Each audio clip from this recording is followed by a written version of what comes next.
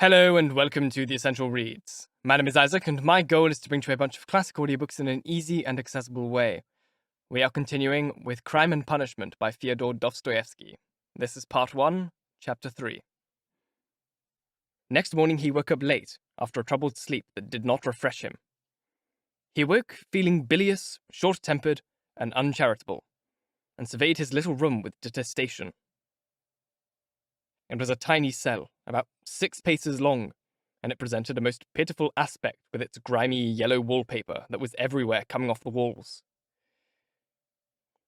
It was so low-ceilinged that to a person of even slightly above average height, it felt claustrophobic, as though one might bang one's head against the plaster at any moment.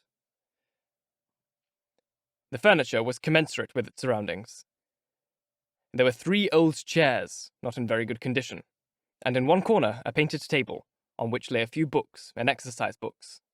From the mere fact that they were covered in dust, it could be seen that it was a long time since anyone had touched them. And a big, ungainly sofa, which took up practically the whole of one wall and half the width of the room, had at one time had an upholstering of chintz, but was now in rags, and reserved as Raskolnikov's bed. He often slept on it as he was, without bothering to undress, without a sheet, covering himself with his old threadbare student's coat and resting his head on a single small pillow beneath which he put all the linen he possessed, clean and soiled, to give some extra height. In front of the sofa there was a little table. It would have been hard to go much further to cede or to sink to a lower level of personal neglect. But to Raskolnikov, in his present state of mind, this was actually gratifying. He had, in no uncertain terms, withdrawn from everyone, like a tortoise into its shell, and even the face of the maidservant whose task it was to wait upon him, and who sometimes peeped into his room, irritated him to the point of bile and convulsions. This is often the case with a certain kind of monomaniac who spends all his time thinking too much about something. It was now 2 weeks since his landlady had stopped supplying him with meals, yet he would never have dreamed of going down to argue with her, even though he went without his dinner. As a matter of fact, Natasya, the landlady's cook and only servant, was really somewhat pleased by this attitude on the part of the lodger, and had completely given up in tidying and sweeping his quarters, except for the odd occasion, roughly once a week, when she poked her broom into them by accident. She it had been who, just now, had woken him up. "What? Are you still sleeping? It's time to get up!" she shouted, standing over him. "It's nearly gone 10. I brought you some tea. Do you want it? Or are you just going to sit there and waste away to nothing?" The lodger opened his eyes, gave a start, and recognized Natasya. "What's this? Tea from the landlady?" he asked, slowly and painfully rising himself on the sofa. "You've got no hope." She set before him her own cracked teapot, containing a weak brew of tea made with used leaves, and placed beside it 2 yellow lumps of sugar.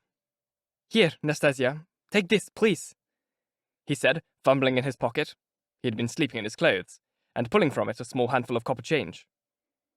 "Go out and buy me a roll, and get me a bit of sausage at the sausage dealer's, the cheapest they have. I'll get you the roll in a minute, but won't you have some cabbage soup instead of the sausage?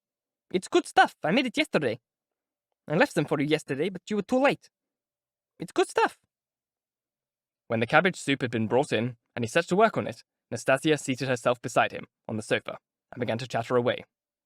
She was a country girl, and a very indiscreet one, too. "Praskovya Pavlovna says she's going to complain about you to the police," she said. He frowned hard. "To the police? What's bothering her? You don't pay your rent, but you don't quit your room. It's easy to see what's bothering her."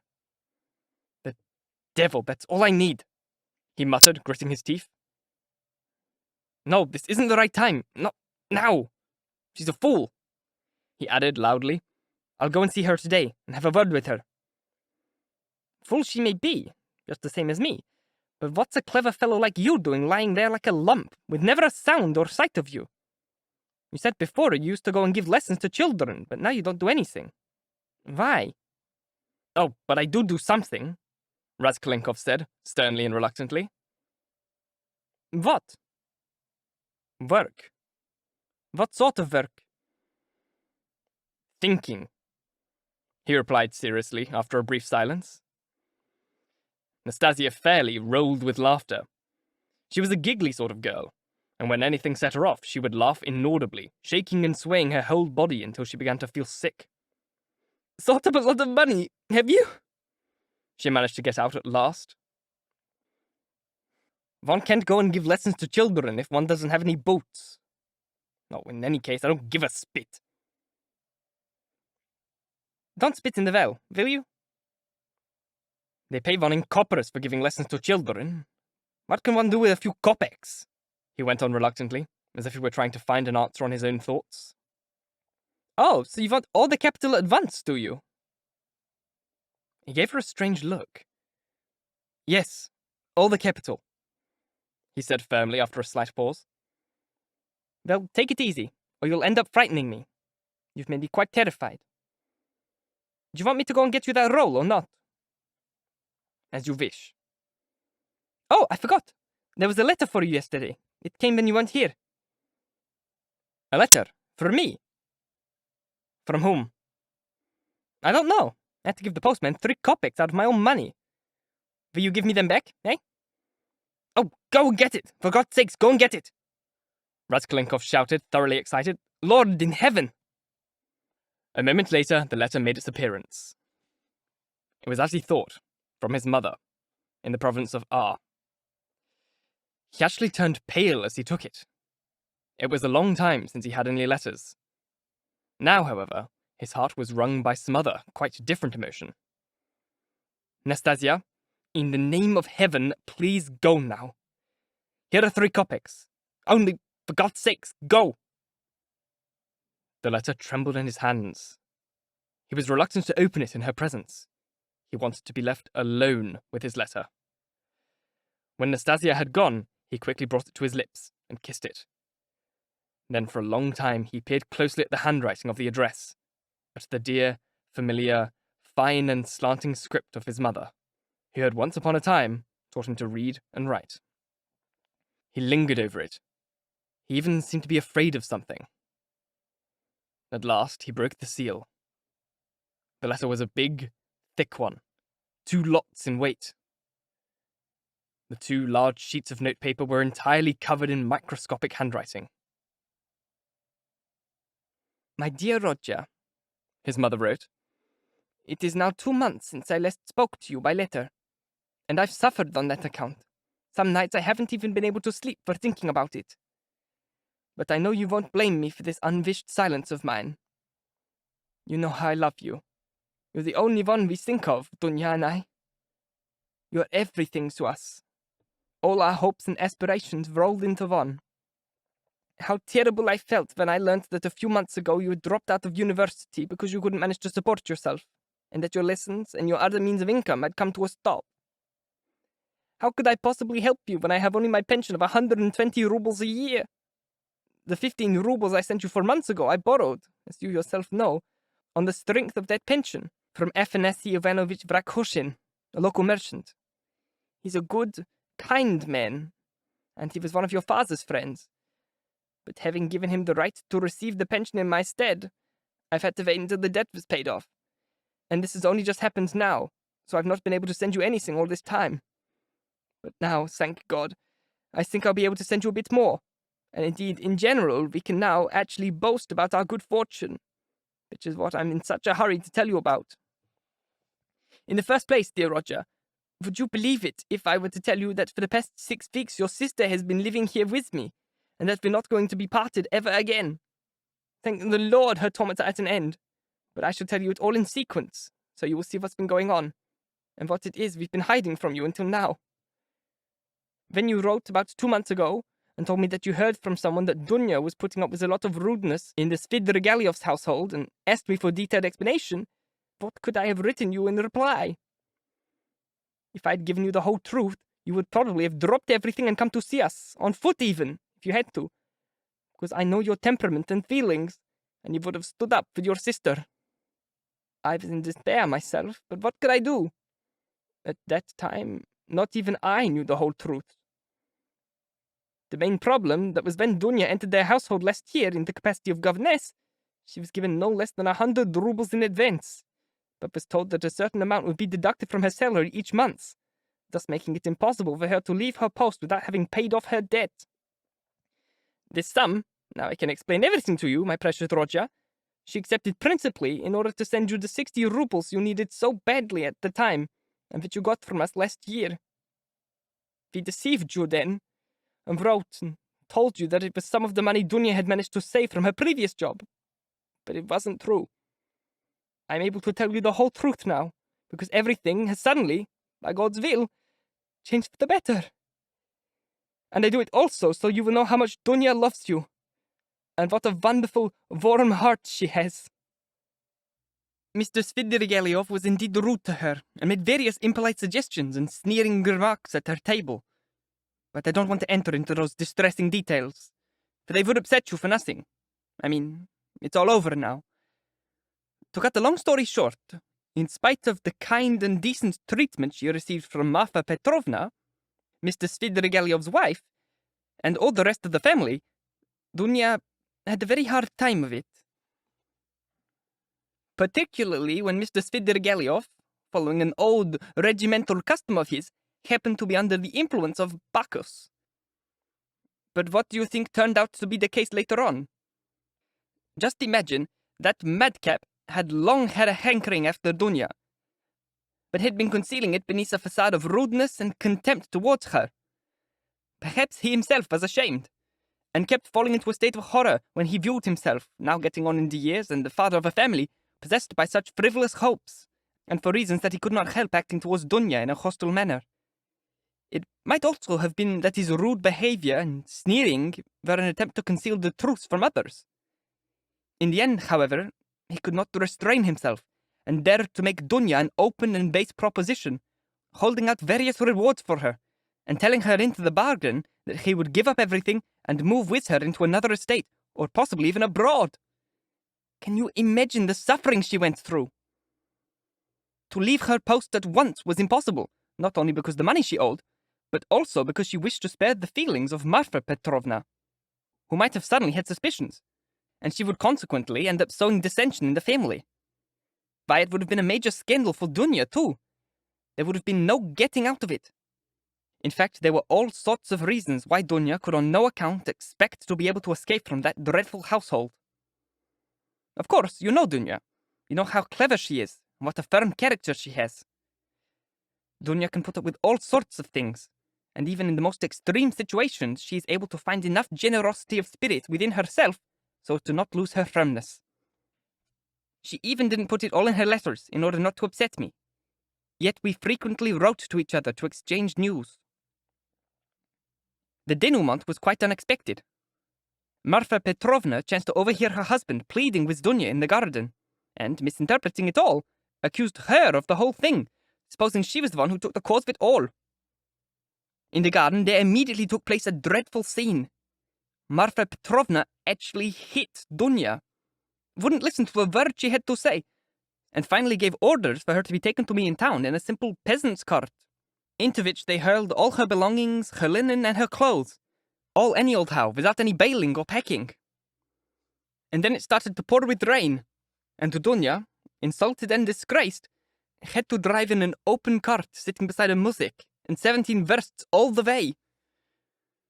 Think now what sort of letter I could have written you in reply to the one I had from you 2 months ago. What could I have put in it? I myself was in despair. I didn't dare write you the truth, because you would have been very unhappy, aggrieved, and indignant. And what could you have done? You would have only made yourself worse than you already were. And in any case, Dunya wouldn't allow it. And I couldn't just fill the letter with rubbish about this, that, and the other, when I had such misery in my soul.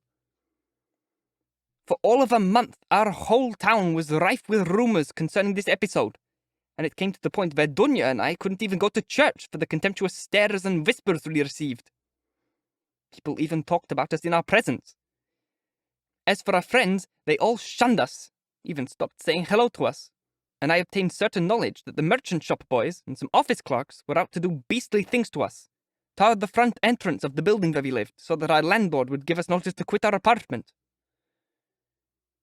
At the bottom of all this, there was Marfa Petrovna, who succeeded in putting the blame on Dunya and blackening her character in every household. She knows everyone in our town, and that month she made visits here practically by the minute. And since she's a bit indiscreet and likes talking about her family matters, and in particular complaining about her husband to all and sundry, which is a really horrible thing to do, within a short space of time she'd not only spread the whole story all over the town, but over the whole district too. I fell ill, but Dunya was stronger than I was. And you should have seen the way she bore it all, and yet managed to console me and keep my spirits up at the same time. She's an angel. However, by the mercy of God, our torments were cut short. Mr. Svidrigailov thought the better of it and repented. Probably having taken pity on Dunya, he presented Marfa Petrovna with the complete and tangible proof of Dunya's innocence, in the form of a letter which, before Marfa Petrovna had caught them in the garden together, Dunya had been compelled to write and give to him, in order to put a stop to the personal decorations and secret rendezvous on which he had been insisting, and which, after Dunya's departure, had remained in the hands of Mr. Svidrigailov. In this letter she rebuked him in the most fiery manner, full of indignation for the infamy of his conduct towards Marfa Petrovna, put him reprovingly in mind of the fact that he was a father, and a family man, and that, moreover, it was vile of him to torment and even make more unhappy a girl whose unhappiness and defenselessness were bad enough.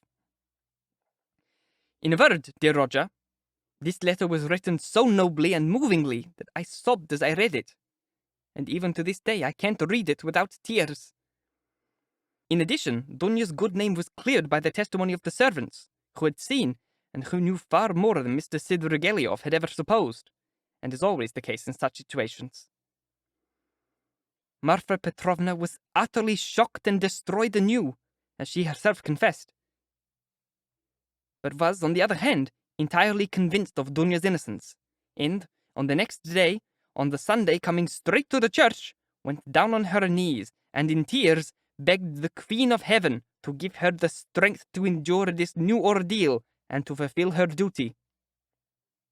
Then, fresh from church, without bothering to look in anywhere else, she came straight to us, told us everything, wept bitterly, and in complete repentance, embraced Dunya and begged her to forgive her. That same morning, wasting no time, she went straight from us to all the houses in town, and in every one of them, in terms most flattering to Dunya, shedding floods of tears, re-established Dunya's innocence and the nobility of her emotions and her behavior. Not only that, she showed and read aloud to everyone that letter Dunya had written in her own hand to Mr. Svidrigailov, and even allowed people to make copies of it, which I consider is going a bit too far. Thus it was that she had to spend several days going round to everyone in town, as some people began to get offended that other people had been shown preference. And thus it was that queues began to form, so that in every house people were waiting for it to be their turn.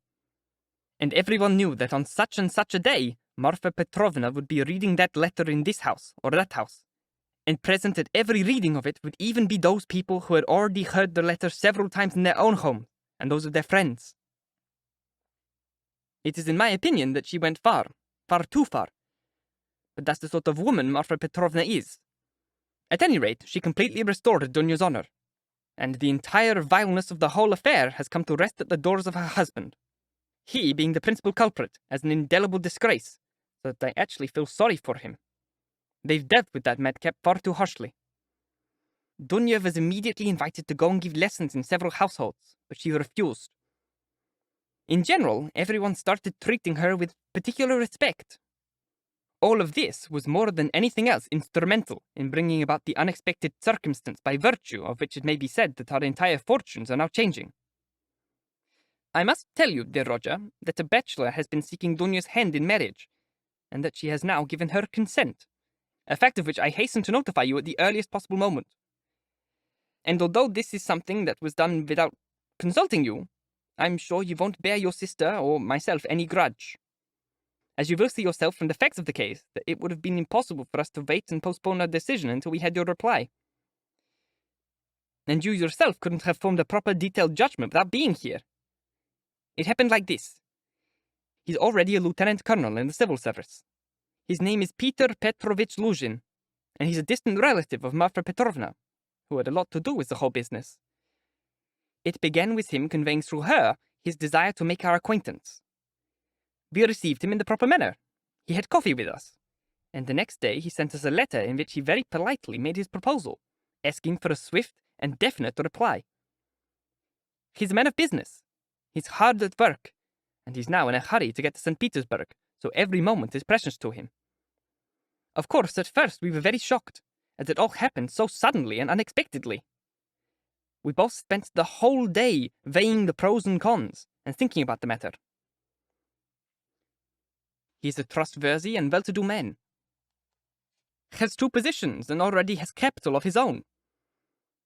It's true that he's already 45, but he has a pleasant appearance and may still be attractive to women. And in general, he's a very decent and respectable man. Just a bit arrogant and on the gloomy side. But that may just be how he appears at first sight. Now I warn you, dear Roger, that when you meet him in St. Petersburg, which will be very soon now, you mustn't judge him too quickly and hastily, the way you usually do when you don't like something about somebody at first glance. I say this just in case, as I'm certain he'll make a pleasant impression on you. Indeed, in order to get to know anyone at all, it is necessary to approach them cautiously and by stages, so as not to jump to erroneous conclusions which may be very hard to correct and make amends for afterwards. And there are many grounds for believing that Pytor Petrovich is a highly honorable man.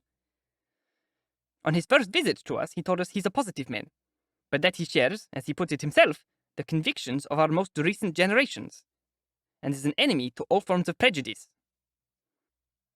He said a great many other things too, because he's a little vain, and is rather fond of making other people listen to him. But, I mean, that scarcely amounts to a sin.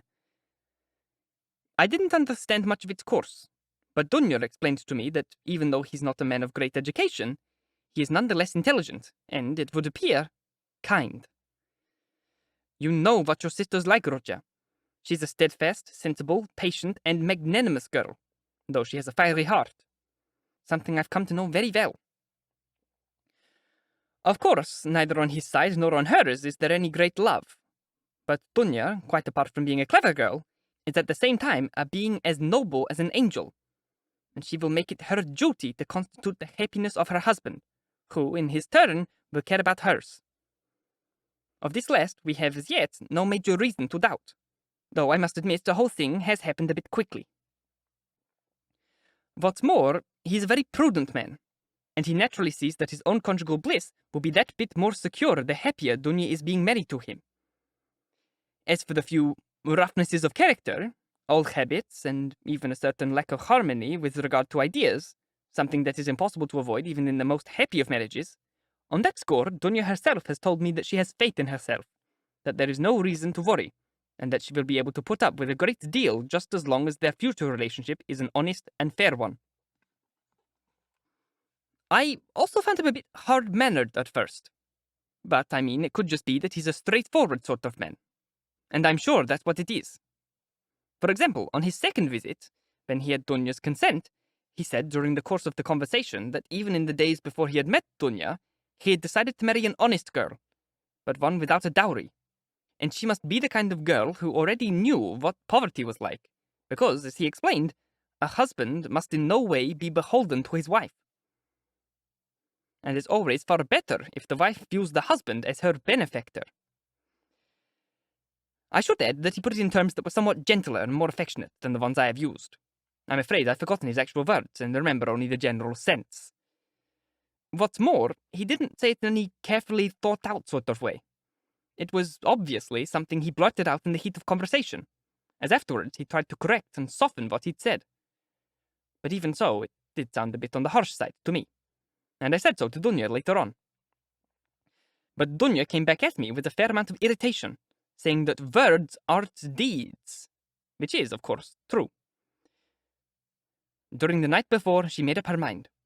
Dunya suffered from insomnia, and, assuming me to be already asleep, got up from her bed and spent the hours walking up and down the rooms. At last, she got down on her knees and prayed fervently in front of the icon. In the morning, she told me that she'd taken her decision. I have already mentioned that Pytor Petrovich is on his way to St. Petersburg. He has an important case to attend to there, and he wants to open a public lawyer's office in the capital. For a long time now, he's been engaged in the pursuance of various actions and lawsuits, and only the other day he actually won an important suit. It is essential for him to go to St. Petersburg now, as he has an important case in the Senate court. So, dear Roger, he may be extremely useful to you in all sorts of ways. And in fact, Dunya and I have already come to the conclusion that it would be perfectly possible for you, starting this very day, to begin putting a career together for yourself, and that you could consider your future already clearly marked out. Oh, just think that if it were really to be so, that would be such a wonderful thing that we should have to consider it as nothing less than a direct act of charity to us from the Almighty. Dunya dreams of nothing else. We've already taken the risk of saying a few words about you to Pytor Petrovich. He expressed himself cautiously, and said that, naturally, since he won't be able to do without a secretary, it would of course make more sense to pay the salary to a relative rather than a stranger, as long as he turns out to have an aptitude for that post, as though in your case there could be any doubt of that. But then he voiced some doubts as to whether your university studies would leave you time to keep the office hours with him. That was as far as the matter went on that occasion. But now Dunya can't keep her mind on anything else. For several days now, she's been simply in a kind of fever, and she's already dreamed up a whole scheme whereby you eventually become Pytor Petrovich's friend, and even his partner in his legal business, especially since you're in the faculty of law. I must say, Roger, that I'm completely in agreement with her, and share all her hopes and plans, as they seem to be perfectly capable of realization. And in spite of Pytor Petrovich's present unwillingness to be pinned down, which stems from the fact that he does not know you yet, Dunya is firmly convinced that she'll achieve it all by the good influence that she'll have on her future husband, and of that there is no dissuading her. Of course, we have been careful not to say anything to Pytor Petrovich about any of these long-term dreams of ours, particularly the one about you becoming his partner. He's a positive man, and I think he would take it rather amiss, as it would all seem to him just a lot of fancies. By the same light, neither Dunya nor I have as yet said so much as a word to him on the subject of our fervent hope that it'll help us to supply you with money while you're still in university. We didn't mention it in the first place because it's something that will come of its own accord later on, and he'll probably offer something of the kind himself without being asked. I'd like to see him refuse Dunya that. All the more so because you yourself may be able to become his right-hand man in the office, and receive this assistance not as charity, but as the salary that you have earned. That's the way Dunya wants to arrange it, and I'm in complete agreement with her. In the second place, we didn't want to say anything about it because when you meet him now, I particularly want to set you off on an equal footing with him. When Dunya spoke of you to him with warm enthusiasm, he replied that in order to be able to judge someone, it is necessary to examine him for oneself, and at close quarters, and that he would reserve the privilege of forming an opinion about you until he had the chance of getting to know you a bit. You know, my precious Roger, I think that, for various reasons, which I hasten to add have nothing whatsoever to do with Pytor Petrovich, but are just the result of my own personal and possibly even old womanish female whims, I think that I may possibly do better if after the marriage I continue to live on my own, as I do at present, and not together with them. I'm quite certain that he'll have the decency and sensitivity to invite me to live with them, and propose that I not be parted from my daughter anymore. And that, even though he hasn't said anything about it so far, that's just because I'm supposed to take it for granted without being asked, but I shall refuse. Several times in my life I've noticed that mothers-in-law are not much to men's liking. And not only do I not want to be even the least little bit of burden to anyone, I want to be completely independent for as long as I have my own crust of bread to eat, and children such as Dunya and yourself. If I can, I'll find somewhere to live that's not too far from you both. Because, Roger, I've been saving the best bit of my letter for the end.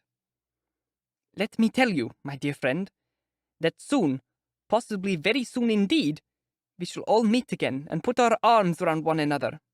All three of us not having seen one another for 3 years. It's quite definitely decided that Dunya and I are to travel to St. Petersburg. Exactly when, I don't know. But at any rate, it will be very, very soon, even possibly within the week. Everything depends on the instructions we receive from Pytor Petrovich, who will let us know as soon as he has the chance to get his bearings in St. Petersburg.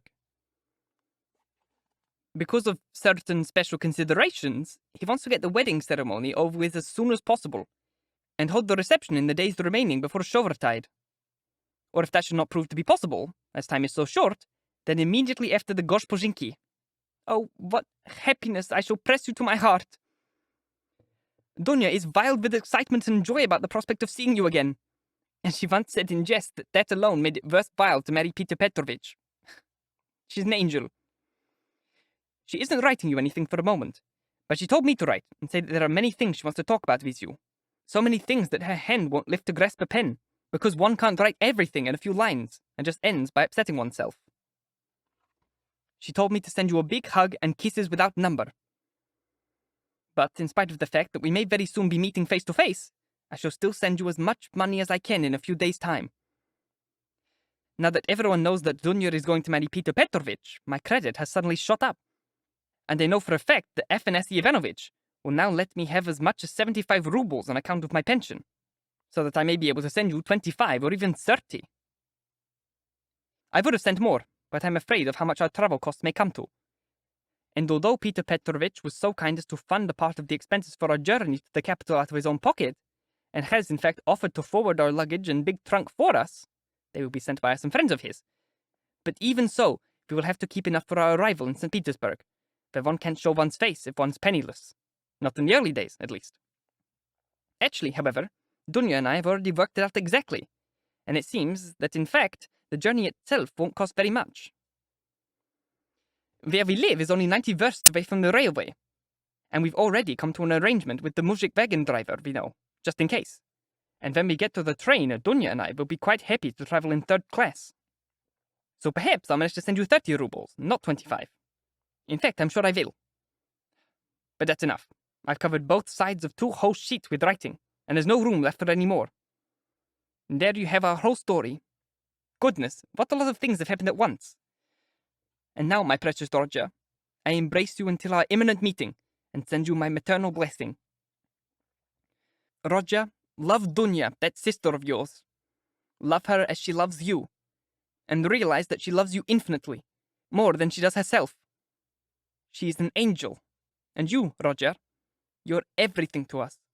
All our hopes and aspirations rolled into one. If only you were happy, so should we be. Do you say your prayers, Roger, the way you used to? And do you believe in the mercy of the Creator and our Redeemer? I fear in my heart that you may have been affected by this latest fashion of unbelief. If that's the case, then I pray for you. Remember, my darling, how when you were still only a child, in the days when your father was still alive, you used to babble your prayers on my knees, and how happy we all were then. Goodbye, or rather, until we meet. I hug you as tight, and send you kisses without number. Yours to the tomb, Polkineria Raskolnikova. For almost the whole time it took him to read the letter, right from its very beginning, Raskolnikov's face was wet with tears. But when he had finished, it was pale and distorted with a nervous twitch, and a nasty, lugubrious, jaundiced smile staked across his lips. He put his head on his thin, threadbare pillow, and thought for a long time. His heart was beating violently, and his thoughts were violently agitated. At last, he began to feel suffocated and claustrophobic in his little yellow room that was more like a cupboard or a trunk. His eyes and brain carved space. He grabbed his hat and went out, this time without fear of running into anyone on the stairs. He had forgotten about that. His path lay in the direction of Vasily Island, by the way of V Prospect. And he looked as though he were hurrying there on business. He walked, however, in his customary manner, without noticing where he was going, whispering to himself, and even talking aloud, something that was a great source of wonder to many passers-by. Many of them thought he was drunk. Thank you so very much for listening. If you enjoyed, please like, comment, share, all that jazz, and if you really enjoyed, do subscribe, because there is more to come. This is a long book, we're going to be here for a while. If you're listening on podcast, please leave a review as it helps get this in front of as many people as possible, and reading your reviews really makes my day. help me achieve monetization on Spotify by listening to the show on Spotify as well as on YouTube so that I can, get paid for both. That would be real nice. There are certain requirements that I need to hit for Spotify now. You can find those in a post I made on YouTube, or I don't know. I need to hit a certain amount of hours listened to and have a certain amount of listeners on Spotify. And I don't currently have those. So any extra support that you can give me there as well would be wonderful. If you want to support the show in a different way, you can click on the screen now to here where you can't actually see my finger pointing because my camera's out of battery. But there's a link on the screen, you can look at it. And you can click on that and do like a little donation thing to me, or you can find a link to do the same thing in the description box. Once again, thank you very, very much for listening. And until next time, bye-bye.